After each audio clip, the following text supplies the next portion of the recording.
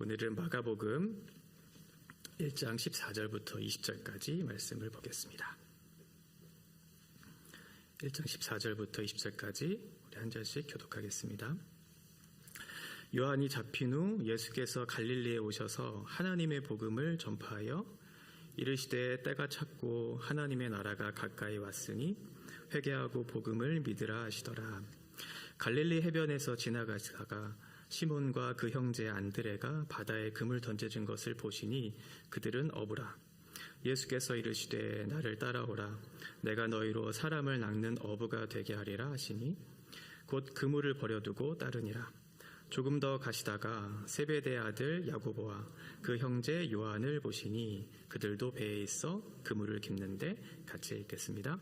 곧 부르시니 그 아버지 세베대를 품꾼들과 함께 배에 버려두고 예수를 따라가니라. 아멘.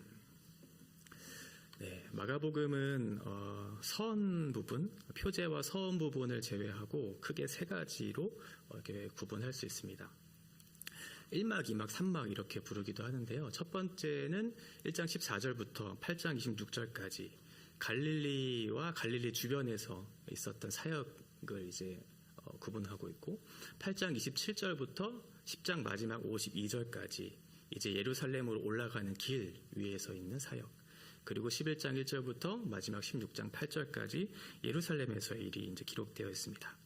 오늘 본문이 속한 이 단락은 첫 번째 1막에 속한 거죠. 갈릴리와 그 주변에 있었던 그 지역에서 예수님이 사역한 내용인데, 거기서도 세 가지로 좀 분류할 수 있어요. 첫 번째는 14절부터 3장 6절까지 갈릴리 초기 사역이라고 하고, 3장 7절부터 6장 6절 상반절까지 갈릴리 후기 사역, 그리고 6장 6절 하반절부터 마지막 8장 26절까지 갈릴리 주변 지역에서의 사역, 이렇게 나눌 수가 있어요. 우리가 주일날 봤던 것처럼 서원 부분들, 이 표제 부분과 서원 부분들, 여기서는 그 배경이 광야 그리고 요단강이라는 것을 우리가 확인할 수 있었죠. 근데 이제 오늘 14절부터 그 장소가 조금 바뀌어요. 그 장소는 이제 갈릴리에서 예수님이 사역하는 그런 내용인데요. 1장 14절부터 3장 6절까지 특별히 예수님이 권위 있는 말씀으로 당신이 어떠한 분이신지, 어떠한 사역을 위해서 이 땅에 오셨는지를 이제 밝히는 부분들이 많이 나와요. 그래서 나라를 선포하고 제자들을 부르시고 또 귀신을 쫓아내시고 또 병든 자들을 치유하시고 죄사함, 이런 예수님의 권위가 많이 나타나는 부분이 1장 14절부터 3장 6절까지의 본문의 말씀입니다. 마가복음은 하나님의 아들 예수 그리스도의 복음의 시작이다, 이렇게 시작하고 있죠. 그러니까 예수 그리스도께서 하나님 나라를 이제 선언하러 이 땅에 오셨는데, 그 하나님 나라를 그리스도께서 시작하셨고, 그 시작하신 하나님 나라를 혼자 하지 않으시고 당신의 제자들을 부르셔서 이제 그 하나님의 나라를 계속해서 함께 세워가는 일, 이게 마가복음의 핵심적인 내용들이 담겨져 있는 거죠. 그래서 제자들을 예수님과 늘 동행하게 하세요. 그리고 제자들에게 예수님이 가르치기 시작하시죠. 그리고 예수님께서 어떠한 기적들을 계속 보여주시면서 제자로서 어떻게 준비되어야 하는가, 그리고 제자는 어떠한 삶을 살아내야 하는가라고 하는 그런 의미들을 하나하나씩 가르쳐 주시면서 하나님 나라를 세워가는 그런 일들이 이제 마가복음에 쭉 이어지고 있어요. 오늘 본문 14절에 보면 그 배경이 나오고 있는데, 14절에 요한이 잡힌 후 예수께서 갈릴리에 오셔서 하나님의 복음을 전파하였다, 이렇게 얘기하고 있죠. 그러니까 지금 요한이 잡혔다라고 하는 그런 어떤 배경이 있어요. 다른 복음서에서는 이 부분에 아주 자세하게 설명하고 있는데, 오늘 물론 마가복음에서 6장에서 이제 이 부분을 설명하고 있기는 하지만 세례 요한이 왜 잡혔는지 지금 1장 14절에서는 구체적인 이유들을 언급하고 있지는 않죠. 그냥 단순히 세례 요한이 잡혔다, 이것만 얘기하고 있어요. 이거는 어떠한 저자의 의도가 있냐면, 지금 세례 요한에게 초점이 맞춰져 있는 모든 사역들이 이제 새 시대를, 새로운 약속의 성취를 이루실 예수 그리스도께로 초점이 옮겨지게 하는 그런 하나의 이유가 있었던 거예요. 예수 그리스도께서 구약에 약속하신 그 메시아로 오셔서 그 약속의 성취를 이루시는, 그러니까 시대가 전환되고 있는 거죠. 세례 요한의 시대에서부터 예수님의 시대로 전환되고 있고, 그 초점이 지금 예수님께로 향해야 한다라는 것을 밝히기 위해서 의도적으로 세례 요한을 감추고 있어요. 그냥 요한이 잡혔다, 이렇게 표현하고 있는 거죠. 어떠한 이유를 밝히지는 않는다는 것, 마가의 특징적인 것이기도 하죠. 가장 짧은 복음서이기도 하고 굉장히 간단하고 명료하게, 그런데 중요한 내용들을 다 다루고 있는 마가의 특징적인 문체들을 우리가 발견할 수 있어요. 구약에 약속된 메시아, 그 약속을 이루시고 성취하시기 위해서 예수님이 오셨다. 그 시대가 바뀌었다라고 이제 선언하고 있는 거죠. 그 예수님께서 오셔서 하시는 일이 무엇이냐면 바로 하나님 나라의 복음을 전파하는 거예요. 하나님의 나라의 복음을 전파하는 것. 이 복음이라고 하는 것은 유앙겔리온이라고 우리가 배웠었죠. 좋은 소식이에요. 당시에 그리스 시대에 어떤 전쟁의 승리를 알리는 하나의 목적으로 좋은 소식을 알리는, 또는 당시에 로마 황제인 가이샤의 어떤 탄생이라든지 아니면 로마의 어떤 국가적인 기념비적인 사건들, 이런 거 있잖아요. 이런 것들이 일어났을 때 좋은 소식입니다, 복음입니다, 이런 식으로 이 유앙겔리온이 사용되었거든요. 그런데 지금 마가는 의도적으로 그 복음 앞에 하나님의 라고 하는 그런 말을 첨가하고 있어요. 그러니까 이 복음이 복된 소식인 건 맞는데 하나님의 복음이다라고 얘기하는 거죠. 어떤 특별한 로마 황제, 왕으로 불렸던 그 황제가 탄생한 것, 그것이 너희들에게 기쁜 소식일 수 있지만, 전쟁이 너희들에게 승리로 주어진 것 좋은 소식일 수 있지만, 그것과는 비교할 수 없는 하나님의 복음이 전파되고 있다는 거죠. 그러니까 인간이 줄 수 있는 여러 가지 좋은 소식들이 있을 수 있잖아요. 우리에게 건강의 어떤 그런 치유라든지 아니면 물질의 복이라든지 자녀의 잘됨이라든지 내가 계획한 것들을 하나님께서 이렇게 허락해 주시는 여러 가지 복들이 있을 수 있잖아요. 물론 그런 것들도 다 좋은 소식이기는 하지만 그건 이 땅에서만 누릴 수 있는 제한적이고 유한한 그런 복이라는 거예요. 그러니까 진짜 우리들에게 필요한 그 복이 무엇인지를 가르쳐 주시기 위해서 하나님의 복음, 이것이 전파되고 있다고 얘기하고 있는 거죠. 죄에서부터 우리를 구원해 주시는, 사망에서부터 우리를 생명으로 이끌어내시는 그 예수 그리스도의 그 구원의 사역이 너희들에게 왔다. 그 하나님의 복음이 너희들에게 전파되고 있다라고 지금 말씀하고 있죠. 그 좋은 소식이 무엇이냐면 15절에 보니까 이르시되 때가 찼고 하나님의 나라가 가까이 왔으니 회개하고 복음을 믿으라 하신다. 이렇게 말씀하고 있어요. 그 좋은 소식이 뭐냐면 때가 찼다는 거예요. 때가 찬 게 복음이라는 거죠. 좋은 소식이라는 거죠. 이 때가 과연 어떤 때를 얘기하는 것일까? 우리가 생각해 보았을 때 이 때라는 건 어떤 시간적인 개념이 있잖아요. 그래서 물리적인 그런 시간들, 조금 있으면 12시가 되겠지, 이런 물리적인 시간이라고 생각할 수 있는데, 이 때가 찼다라고 하는 말을 이해하기 위해서 당시 헬라 문화권에 있었던 시간의 개념들이 무엇인지를 좀 우리가 알 필요가 있어요. 헬라 시대에는 두 가지의 시간 개념이 있었어요. 하나는 크로노스라고 하는 시간과 하나는 카이로스라고 하는 그런 시간이 있었어요. 이 크로노스라고 하는 것은 우리가 일반적으로 생각하는 물리적인 시간들 있죠. 객관적인 1시간 또는 하루, 1년 이런 식의 어떤 그런 시간들을 얘기하고요. 이 카이로스라고 하는 것은 좀 다른 의미가 있어요. 특정한 의미가 부여된 어떤 이런 새로운 어떤 결정적인 순간이 도래했다, 뭐 이런 의미가 있어요. 그러니까 전혀 다른 어떤 개념이거든요. 근데 이 마가가 여기서 때가 찼다라고 할 때 이 표현은 바로 카이로스라고 하는 단어를 사용했어요. 그러니까 물리적인 시간의 순서에 따라서 때가 찼다 이런 의미라기보다는 어떤 결정적인 사건이 우리에게 임했다라고 하는 의미에서 때가 찼다라는 그런 표현을 사용하고 있는 거죠. 이때는 갈라디아서 4장 4절에 보면 때가 참에 하나님이 그 아들을 보내사 여자에게서 나게 하시고 율법 아래에 나게 하신 것은 이라고 하는 표현, 이 때를 얘기하거든요. 그러니까 예수 그리스도께서, 하나님의 아들이신 예수 그리스도께서 우리의 구원을 이루시기 위해서 율법 아래 나신 사건, 그리고 그 예수 그리스도를 통해서 시작된 하나님의 통치, 하나님의 나라, 이것이 시작되었다는 그런 의미에서 좋은 소식이라는 거예요. 하나님의 아들이신 예수 그리스도께서 우리의 구원을 이루시기 위해서 이 땅에 오셨다. 사람의 몸을 입고 이 땅에 오셨다. 약속된 메시아가 그 약속의 성취를 이루기 위해서 이 땅에 오셨다. 그것이 우리에게 좋은 소식이다 라고 말씀하고 있는 거죠. 이 특정한 의미는 바로 하나님 나라라고 하는 그런 의미예요. 하나님 나라는 어떤 시간이라고 하는 그런 개념과는 전혀 다른 의미잖아요. 어떤 결정적인 의미가 부여된 어떤 사건을 얘기하고 있죠. 그 하나님의 나라가 왔다는 거예요. 하나님의 나라가 왔다. 이 하나님 나라라고 하는 표현을 마가는 그렇게 자주 사용하지는 않아요. 더 많이 사용된 마태복음에 보면 이 하나님 나라라고 하는 표현이 51번 사용되었고 마가복음은 14번밖에 사용되지 않았거든요. 그렇다고 해서 그 횟수에 관계없이 사실은 마가복음의 핵심적인 내용 주제가 하나님 나라라고 하는 것이에요.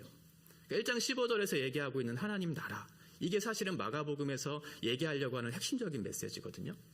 그것을 위해서 예수님께서 지금 권위 있는 말씀의 가르침, 그리고 기적을 일으키는, 병자를 치유하고 죄사함의 권세를 이렇게 일으키는 사건들, 이런 것들을 통해서 이것이 하나님 나라의 특징이라는 것을 밝혀주기 위한 거죠. 그러니까 단순히 기적을 일으키고 죄사함을 주고 병든 자를 고치시고 귀신들을 쫓아내시는 이 사건 자체가 중요한 것이 아니고 그것을 통해서 우리들에게 보여주시고자 하시는 것, 그게 무엇인가? 바로 하나님 나라라고 하는 거예요. 예수 그리스도의 그 복음의 시작, 하나님 나라가 가까이 왔다. 이 하나님 나라에 가까이 왔다라고 하는 이 단어도 사실은 시간적인 순서, 어떤 시간적인 의미가 아니라는 걸 좀 생각해 봐야 돼요. 가까이 왔다는 건 거의 다 왔다는 그런 의미잖아요. 그렇죠? 가까이 왔다는 건 목적지에 거의 다다랐다라고 하는 그런 의미로 받아들일 수 있지만 여기서도 시간적인 그런 개념으로 받아들이시면 안 되고요. 왜냐하면 이 가까이 왔다라고 하는 이 단어가 완료형으로 쓰였어요. 그러니까 하나님 나라가 거의 다 왔다라는 그런 의미가 아니고 이미 왔다라는 거예요. 하나님의 나라가 이미 왔다. 예수 그리스도를 통해서 이루어지는 하나님의 통치가 이미 이루어졌다. 하나님의 나라가 이미 왔다라고 하는 거죠. 그래서 우리에게 좋은 소식이 되었다는 거예요. 우리가 어떠한 소식을 들었을 때 좋은 소식이 있고 뭔가 무거운 소식이 있죠. 좋은 소식은 이미 완성된 것, 우리에게 이미 주어질 수 있는 모든 것, 이걸 듣는 게 좋은 소식이죠. 그런데 무거운 소식은 뭐냐면 그 소식을 듣고 내가 무엇인가를 해야 돼요. 뭔가 노력해서 얻어야 되는 것. 이건 좋은 소식은 아니죠. 우리가 소식을 들었는데 열심히 우리가 노력해서 그 구원을 이루고 그 구원을 받아야 된다고 했다면 이것은 좋은 소식은 아니겠죠? 그런데 우리에게 좋은 소식이 됐다는 건 뭐냐면 예수 그리스도께서 이미 그 구원에 필요한 모든 것들을 이루시고 그것을 너에게 선물로 주시겠다고 선언하는 하나님의 나라가 이미 왔다는 것을 얘기하면서 이것이 좋은 소식이다라고 얘기하는 거죠. 그러니까 무거운 짐이 아니죠. 진짜 복된 소식이죠.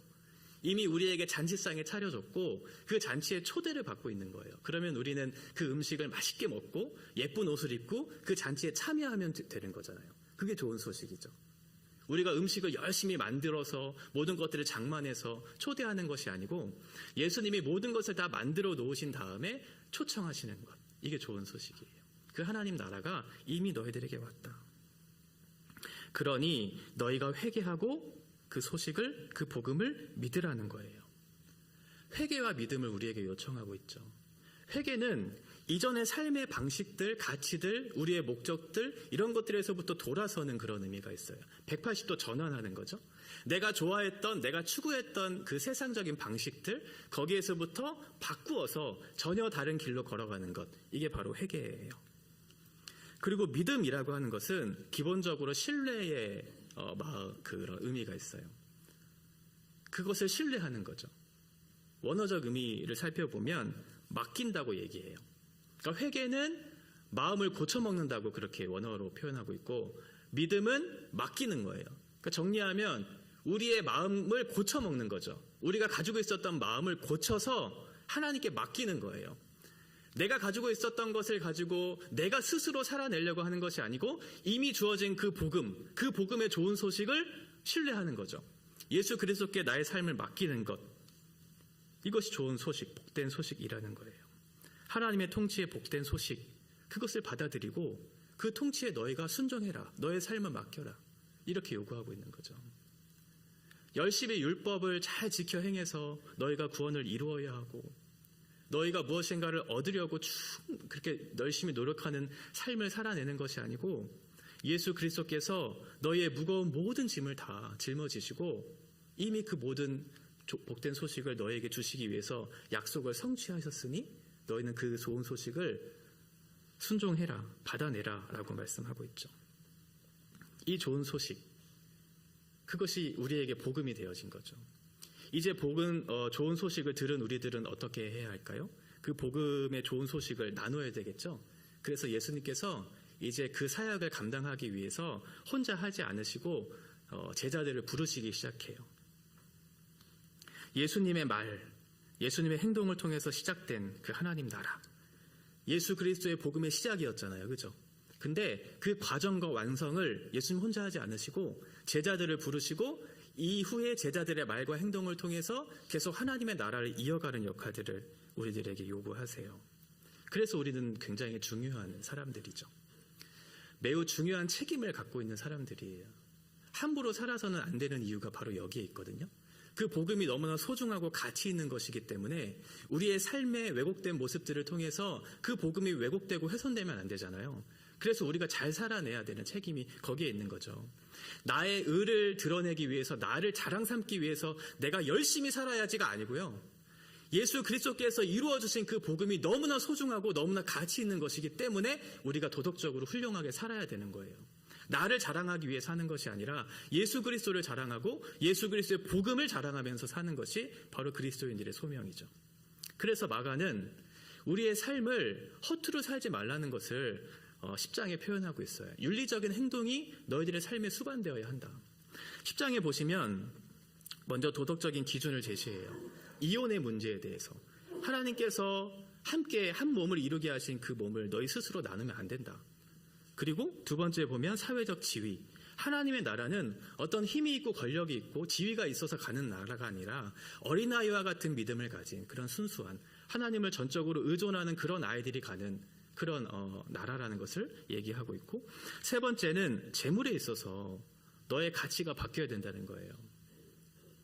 너희가 소유한 그 돈, 재물, 그건 너희가 열심히 물론 땀 흘려서 얻은 결과이기도 하지만 너희를 위해서 하나님께서 주신 것이 아니고 그 재물을 통해서 하나님의 복음을 전하기 위한 수단으로서 준 것인데 그 재물 자체의 마음을 빼앗겨서 그렇게 살아내지 말라는 그런 윤리와 이런 도덕적인 기준들을 제시하면서 그렇게 삶의 가치들이 너희들이 바뀐 결과 어떻게 해야 되냐면 가난한 자들을 외면하지 말고 그들을 돕고 너희가 종이 되어서 예수님과 같이 섬기는 삶을 살아내야 한다고 얘기하죠. 왜 그렇게 살아야 하냐면 우리의 도덕과 윤리가 왜 그렇게 바르게 행해야 하냐면 복음이 왜곡되지 않고 훼손되지 않기 위해서, 우리의 자랑과 의를 위해서 사는 게 아니고 예수 그리스도를 위해서, 예수 그리스도의 복음을 나타내기 위해서 우리가 바르게 살아내야 되는 이유가 거기에 있는 거죠. 이런 하나님의 나라의 사람들을 하나님께서 부르셔서 그 일을 감당하세요. 이제 본격적으로 첫 번째 제자를 부르시는 장면이 16절에 기록되어 있습니다. 갈릴리 해변으로 지나가시다가 시몬과 그 형제 안드레가 바다에 금을 던지는 것을 보시니 그들은 어부라 이렇게 얘기하죠. 여기 갈릴리 해변이라고 표현된 이 단어는 구약에는 긴네렛이라고 이렇게 표현되고 있고 누가는 게네사렛, 그리고 이제 요한복음은 티베리우스 황제를 기념하면서 이렇게 쓰여졌던 그 갈릴리 해변을 얘기해요. 그 바다를 얘기하죠. 첫 번째 부르신 제자는 두 명이었죠. 시몬과 안드레. 시몬은 나중에 베드로죠. 그러니까 예수 그리스도의 수제자와 같은 역할을 했던 베드로를 부르시고, 또 안드레는 원래 세례 요한의 제자였어요. 세례 요한을 따랐던 제자였는데 그 사람이 이제 돌아서서 예수께로 나아가는 그 사람이었죠. 두 사람을 이제 부르셔요. 예수님은 그리스도의 복음의 시작을 알리는 그 사역을 홀로 감당하지 않으시죠.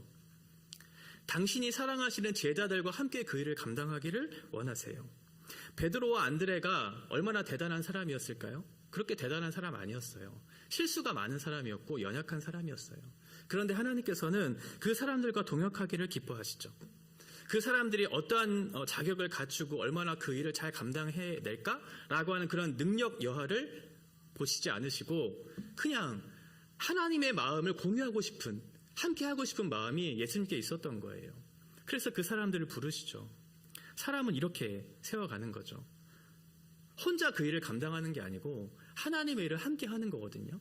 그 사람이 얼마나 잘 되고 잘 하고 그게 중요한 것이 아니에요. 하나님의 마음을 공유할 수 있고 함께 그 일을 감당하고자 하는 그런 사람들과 함께 교회의 일을 감당하는 거죠. 예수님 바로 그러셨어요. 예수님은 제자들을 늘 함께 데리고 다니셨어요. 겟세마네에 갈 때까지 수많은 실패가 있었거든요. 수많은 그런 연약함들이 제자들 속에 보였어요. 그런데도 불구하고 예수님은 그 제자들을 포기하지 않으시고 끝까지 데리고 가셨어요. 그러면서 제자들이 성장하는 것들을 보여주셨고 성숙해져가는 과정들, 그것들을 함께 예수님이 하셨다는 거죠. 예수님이 함께 하셨다면 우리도 함께 해야겠죠. 혼자 하는 게 아니고 내가 다 할 수 있어, 내가 모든 것을 다 할 수 있어, 그게 아니고 함께 하는 거죠. 예수님이 함께 하셨던 것처럼 우리들도 서로 옆에 있는 지체들과 함께 그 일을 감당하는 것, 이게 하나님 나라의 사람들이라고 하는 거예요. 17절에 보면 예수께서 이르시되 나를 따라오라, 내가 너희로 사람을 낚는 어부가 되게 하리라 하시니 라고 되어 있죠. 보통은 당시에 제자들, 이제 제자로 이제 가려고 하는 사람들은 당시에 랍비들에게 요청을 했어요. 선생님, 제가 당신의 제자가 되고 싶은데 좀 저를 좀 가르쳐 주실 수 없으세요? 라고 그렇게 먼저 제자가 요청을 하거든요. 그래서 열왕기상 19장에 보면 엘리사가 엘리야에게 요청했던 것처럼 그게 당시의 문화적 배경이었어요. 그런데 예수님은 그것을 바꾸어 내시죠. 제자들의 요청을 받는 것이 아니라 먼저 예수님이 제자들에게 얘기하세요. 나를 따라오라, 내가 너희로 사람을 낚는 어부가 되게 하리라 라고 얘기한 거죠. 이건 예수님의 어떤 권위적인, 어떤 주도적인 사역이다라는 것을 우리가 생각해 볼 수 있어요. 우리가 예수님을 선택한 게 아니고 우리가 스스로 제자가 되겠습니다라고 말씀한 것이 아니고 예수님이 우리를 선택하신 거예요. 예수님이 우리를 부르셨어요. 예수님이 우리를 부르셔서 나와 함께하자 이렇게 얘기하고 있는 거죠. 거기에 대해서 제자들은 어떠한 이유를 얘기하지 않아요. 그리고 예수님의 말씀에 곧장 순종하는 모습을 보이죠. 이 예수님의 말씀이 그만큼 권위가 있었다는 것을 오늘 마가는 얘기하려고 하는 거죠. 말씀의 권위, 그분의 말씀을 통해서 이 세상을 바꾸어내시는, 사람을 바꾸어내시는 그 능력이 그 말씀의 권위 안에 있다는 것을 마가가 얘기하려고 하는 거죠. 마가는 계속해서 예수님의 말씀의 권위가 어떠한지를 계속해서 설명해줘요. 첫 번째 보면 말씀으로 귀신을 쫓아내시는 1장 25절, 예수께서 꾸짖어 이르시되 잠잠하고 그 사람에게서 나오라 하시니, 말씀으로 귀신을 쫓아내시는 예수님의 권위 있는 말씀에 대해서 설명하죠. 두 번째는 말씀으로 바람을 잠재우시는, 예수께서 깨어 바람을 꾸짖으시며 바다더러 이르시되 잠잠하라 고요하라 하시니 바람이 그치고 아주 잔잔하여 지더라. 그리고 말씀으로 죽은 자를 살리시는, 생명의 역사를 말씀으로 이루시는 그런 분이시다라는 것을 말씀하죠. 그 아이의 손을 잡고 이르시되 달리다굼 하시니 번역하면 곧 내가 내게 말하노니 소녀야 일어나라 하심이라. 이렇게 능력 있는 하나님이신 예수님께서 지금 우리를 부르시고 있다는 거예요. 그 부르심의 대상이 누구냐면 하나님이신 그분이라는 거예요. 말씀으로 모든 것들을 다루시고 말씀으로 모든 것들을 이루어내시는 그 하나님께서 말씀으로 부르시는 거죠. 나를 따라오라. 그 권위 있는 말씀 앞에 제자들이 순복한 거죠. 순종한 거죠. 그냥 인간의 말로 들리지 않았어요. 하나님이신 그분께서 나를 따라오라고, 그 크신 능력의 하나님께서 나와 같은 연약한 인생들에게 나를 따라오라고, 나와 함께하라고 얘기하고 있는 거죠. 얼마나 큰 영광이었을까요? 사회적 지위가 있는 사람이 우리들에게 나와 좀 함께하지 않을래? 내가 이 일을 좀 하려고 하는데 함께하지 않을래? 라고 해도 굉장히 영광스러운 일이잖아요. 그런데 하나님이신 그분께서 말씀으로 창조하시고 말씀으로 사람을 살리시고 바다를 잠잠하게 하시는, 귀신을 쫓아내시는 그 능력의 하나님께서 우리에게 함께하자고, 나를 따라오라고 얘기하고 있어요. 그 부르심을 우리들에게 요청하고 있는 거죠. 이 제자들이 얼마나 감격스러워했을까요? 그 제자 예수님의 기적을 보면서 저 능력의 하나님께서 나와 함께하자고 얘기했다고. 그 따름의 길이 물론 어려운 길이겠지만 그분이 나와 함께하자고 얘기했다면 나는 기꺼이 그 일을 감당하겠다고, 그런 마음으로 그것을 순종하지 않았을까요? 그 하나님께서 부르셔서 하시고자 하시는 일이 있었어요. 내가 너로 사람을 낚는 어부가 되게 하려고 너를 부르셨다는 거예요. 당시의 제자들은 예수님에 대한 정확한 이해나 지식이 많이 없었을 때잖아요. 그래서 예수님이 당시의 제자들의 상황에 가장 적합한 언어로, 가장 적합한 상황으로 지금 부르시고 계세요. 어부였죠. 내가 너를 사람을 낚는 어부로 내가 부를 거라고. 그러니까 지금 제자들에게 있어서 그것들은 전혀 이질적인 것이 아니에요. 자기가 일상 속에서 경험했던 것, 내가 너를 사람을 낚는 어부로 부르실 거라고 말씀하고 있죠. 여기서 우리가 좀 한번 생각해 볼 게 뭐냐면 우리의 전도의 현장이에요. 우리가 복음을 전할 때 어떻게 전해야 할까? 예수 천국 불신 지옥 이렇게 떠들면 사람들이 뭐라고 생각할까요? 반감이 들지 않을까요? 오히려 그들의 눈높이에 맞춰서 그들이 이해할 수 있는 언어로 그 복음을 전해야 할 수 있어야 되겠죠. 어린아이에게 있어서는 어린아이와 맞는 상황의 언어에 맞게 복음을 전하는 것이 필요하고, 또 어떠한 상황과 형편에 따라서 그 사람의 형편이 다르니까 마음이 다르잖아요. 그럼 무조건적으로 너는 죄인이야, 너는 회개해야 돼 라고 하는 것을 마음이 불편한 사람에게, 고통스러운 사람에게 그렇게 얘기하면 복음이 받아들여질 여지가 없는 것처럼 지혜롭게 그 상황에 맞게 이렇게 복음을 전해야 하는 그런 것들이 우리들에게 필요해요. 그래서 우리가 어떠한 사람에게 예수를 전할 때 내가 예수 믿는다는 것을 알리기 위해서 그 사람의 편에 서서 그 사람의 눈높이에 맞춰서 그것들을 해야 될 필요가 있는 거죠. 나는 예수 믿으니까 난 너가 달라. 나는 이렇게 사는 사람이야. 넌 그렇게 살지 않잖아.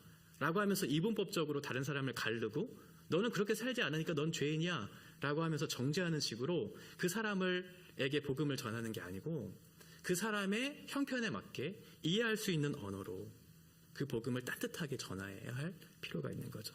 예수님이 바로 그렇게 복음을 전하고 계세요. 사실 이 사람을 낚는 어부다라고 하는 이 표현 자체가 처음 나온 표현은 아니에요. 구약에 이미 이런 배경적 지식이 있거든요. 예레미야 16장에 보면 이게 이제 구약적인 어떤 심판의 어떤 이미지에서 이 새 예레미야라든지 에스겔, 아모스가 다 구약적인 심판의 의미에서 어떤 낚시, 어부의 이미지를 사용하고 있어요. 예레미야 16장 16절에 보면 여호와의 말씀이니라. 보라, 내가 많은 어부를 불러다가 그들을 낚게 하며 그 후에 많은 포수를 불러다가 그들을 모든 산과 모든 언덕과 바위 틈에서 사냥하게 하리니.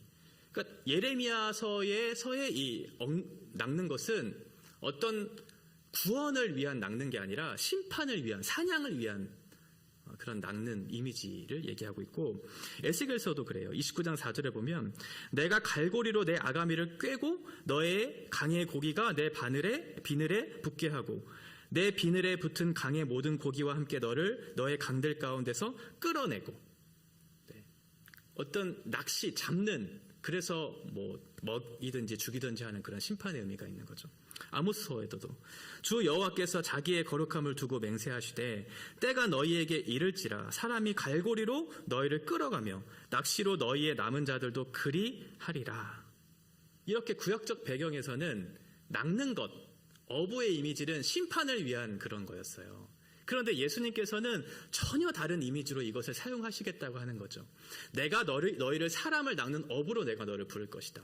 사람을 낚는다는 건 무슨 의미가 있겠어요? 사람을 낚아서 좋은 복된 소식, 하나님 나라가 어떠한 것인지를 알리기 위해서 그것을 이제 전하겠다고 하는 거잖아요.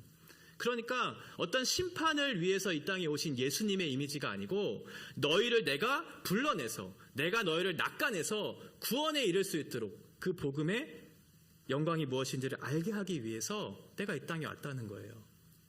새 시대가 도래했다는 거죠. 약속된 메시아가 성취된 그 복음의 메시지가 너희들에게 있다는 것을 지금 알리기 위해서 사람을 낚으려고 내가 이 땅에 왔고 너희도 그 일에 동참하기를 원한다고 얘기하고 있는 거죠. 물론 이 제자들이 이 모든 것들을 다 이해할 수는 없었을 거예요. 그럼에도 불구하고 예수님의 권위 있는 말씀, 이 말을 듣고 제자들이 어떻게 반응하냐면 18절에 보면 20절에도 마찬가지로 곧 그물을 버려두고 따른다라고 얘기하고 있어요. 곧, 마가복음에서 42번이나 사용된 이 단어, 곧, 즉시라고 하는 그런 의미를 담고 있거든요. 그러니까 매우 긴박한 어떤 상황들을 묘사하고 있는 거죠. 그러니까 예수님의 말씀을 듣고 제자들이 왜요? 그게 뭐예요? 왜 저희가 가야 해요? 라고 하는 그런 이유를 묻지 않죠. 즉시 가는 거예요. 예수님의 말씀을 듣고 즉시 순종하기를. 하나님의 말씀을 듣고 우리는 이게 맞나? 내 상황과 좀 맞나? 이렇게 재기도 하잖아요. 이렇게 가면 내 인생이 조금 달라질 것 같고 내가 좀 손해볼 것 같아서 내가 이 말씀은 다음에 좀 순종할게요. 나에게 좀 적합한 말씀, 나에게 유익이 되는 말씀은 내가 선택해서 순종할게요 라고 하는 것이 우리의 마음속에 있지만 제자들은 그렇게 하지 않았어요. 즉시 예수 그리스도의 그 말씀을 듣고 즉시 예수님을 따르기 시작했죠. 순종이 바로 그런 거죠. 이해되지 않을 때, 합리적이지 않을 때, 그런데 그 말씀하시는 분이 누구신지를 알고 순종하는 거죠. 내 생각으로는, 내 판단으로는 적합하지 않아요. 이해되지 않아요. 그런데 나를 따르라고 하는 그 분이 누구신지를 알면 그분을 신뢰하면서 갈 수 있는 것처럼, 그분께 나의 인생을 맡기며 갈 수 있는 것처럼 지금 제자들은 그렇게 했다는 거예요. 곧, 즉시. 그리고 나서 이제 19절에 2명의 제자를 더 부르시죠. 조금 더 가시다가 세베대의 아들 야고보와 그 형제 요한을 보시니 그들도 배에 있어 그물을 깁는데 곧 부르시니 그 아버지 세베대를 품꾼들과 함께 배에 버려두고 예수를 따라갔다. 이렇게 얘기하고 있어요. 여기서 야고보는 12제자 중에 첫 번째 순교했던 그 야고보를 얘기하고 요한은 요한복음의 저자, 이 사도 요한을 얘기해요. 이 두 사람을 부르죠. 그런데 20절에 보니까 곧 부르시니 그 아버지 세베대를 품꾼들과 함께 배에 버려두고 예수를 따라갔다. 이렇게 얘기하고 있어요. 그러니까 지금 자기의 생업도 포기하고 자기의 가족들도 포기하고 따라갔다는 거잖아요. 이 말은 내가 가족도 포기하고 생업도 포기하고 완전히 관계를 끊고 나아갔다는 그런 의미는 아니에요. 이건 마가가 뭘 얘기하려고 하는 거냐면 이전에 살았던 삶의 방식들, 그 관계들, 이런 것들이 내가 예수님을 따라가는 데 있어서 방해물이 된다면 이것을 끊고 전혀 새로운 삶의 방식을 따라 내가 살겠다라고 하는 그런 삶의 재정립을 얘기하는 거죠. 예수님을 따라가는 데 있어서 내가 이전에 살았던 삶의 가치와 방식들이 방해물이 된다면 과감하게 그것을 끊고 나아갈 수 있어야 한다는 거예요. 삶의 우선순위가 바뀌었으니까요. 삶의 가치가 바뀌었으니까요. 즉시 하되 어떻게 해야 하냐면 내가 가지고 있었던 것들을 포기하고 가장 우선순위에 예수님을 두면서 예수님을 따르는 그런 제자의 모습들이 오늘 본문에 나타나고 있다는 거죠. 오늘 본문에 총 4명의 제자가 부르심을 받는데 첫 번째 베드로와 안드레는 배가 없었어요. 해변에서 이렇게 그물을 해서 고기를 잡는 그런 사람들이었죠. 그러니까 좀 상대적으로 가난한 사람들이 바로 베드로와 안드레였어요. 그런데 야고보와 요한을 보면 아버지 세베대가 배를 가지고 있었죠. 그리고 품꾼들도 있었다는 걸 보면 상대적으로 좀 부유한 사람들이었다는 것을 좀 생각해 볼 수 있어요. 그래서 예수님이 제자들을 부르실 때는 어떤 가난한 자들만 부른 게 아니고 돈이 좀 있는 부자도 부르셨다는 것을 우리가 생각해 봐야 돼요. 그러니까 예수님께서 부르실 때는 어떤 편견이 없으셨어요. 복음에는 차별이 없는 거잖아요. 그러니까 사람을 부를 때 편견 없이 차별 없이 부르셨다는 거죠. 이걸 좀 우리가 주목해 볼 필요가 있는 거죠. 하나님께서 사람을 부르실 때 어떤 돈이 많고 돈이 적고 또는 외모가 훌륭하고 외모가 훌륭하지 않고 사회적 지위가 높고 낮고 남자나 여자나 이런 것들을 따져 묻지 않으셨다는 거예요. 하나님께서 사람을 우리들을 그렇게 부르셨잖아요. 예수 그리스도께서 우리의 어떤 조건을 가지고 부르셨다면 여기에는 다 똑같은 사람들만 있어야 되겠지만 옆에 있는 지체들을 한번 보세요. 다 다르잖아요. 그렇죠? 서로 생각도 다르고 서로 고향도 다르고 삶의 가치도 다 달랐던 사람들을 예수 그리스도라고 하는 그 사람, 그 중심에 두고 그분 안에서 우리가 하나됨을 이루었던 것처럼 교회가 바로 그런 거죠. 복음에는 차별이 없고 사람을 부르실 때도 예수님은 차별이 없어요. 그래서 우리들이 사람들을 볼 때도 그런 눈을 열고 사람들을 볼 필요가 있죠. 물론 마음속에 저 사람을 판단할 수 있는 그런 마음의 어떤 기준들이 있을 수는 있어요. 그런데 그것들을 다 무마시킬 수 있는 근거가 우리 안에 있잖아요. 예수 그리스도 안에 있는 그 생명의 복음이 우리를 하나 되게 하셨다는 것을 기억한다면 그 사람을 볼 때 하나님 아버지의 아름다운 형상으로 지음받은 그 존재임을 기억하면서 그 사람을 책임 있게 대하고 그 사람을 그렇게 사랑으로서 존중하면서 대할 수 있는 여유가 필요하겠죠. 오늘 본문에서는 예수님이 하나님 나라를 이제 세워가기 시작할 때 혼자 하지 않으시고 하나님 나라의 사람들을 세우셨다는 거죠. 그 사람들은 동역자예요. 그 동역자를 어떻게 부르셨냐면 첫 번째 보시면 은혜로 부르셨어요. 네. 모든 것을 이미 다 이루시고 나서 초대하셨어요. 너희가 그거 해야 된다. 그래야 그것을 너희가 성취할 수 있다. 소유할 수 있다. 그렇게 말씀하지 않으셨고요. 이미 예수 그리스도께서 이루신 그 복음의 잔치에 초대하셨죠. 은혜죠. 두 번째는 그 부르신 이유가 있어요. 너희들에게 잔치에 초대한 이유는 너희들이 그것을 즐기고 누리는 것도 있지만 더 중요한 건 뭐냐면 그 복된 소식을 전하기 위해 부르셨다는 거예요. 사람을 낚는 업으로 부르셨죠. 예수 그리스도께서 우리를 부르신 이유는 그런 거죠. 예수님이 우리에게 그 사랑과 은혜를 알게 하시고 그 구원의 은총을 우리들에게 주셨다면 우리는 책임 있게 사셔야 돼요. 도덕과 윤리에 있어서도 함부로 살면 안 돼요. 나를 위해서가 아니고 예수 그리스도의 복음이 훼손되지 않을 수 있도록 책임 있게 그 일을 감당해야 되죠. 그리고 세 번째는 그 하나님의 부르심에는 차별이 없다는 거예요. 그래서 우리도 다른 사람들을 볼 때 차별하면 안 돼요. 남자나 여자나 돈이 있던지 없던지 직업이 뭔지 어떤 대학에 나왔는지 그게 교회 안에서 왜 중요한지 그렇게 사람을 보시면 안 돼요. 예수님이 선택하신 사람들이잖아요. 예수님이 부르신 사람이잖아요. 그러면 예수님의 마음을 그 사람을 볼 수 있어야 되겠죠. 복음에는 차별이 없기 때문에 그래요.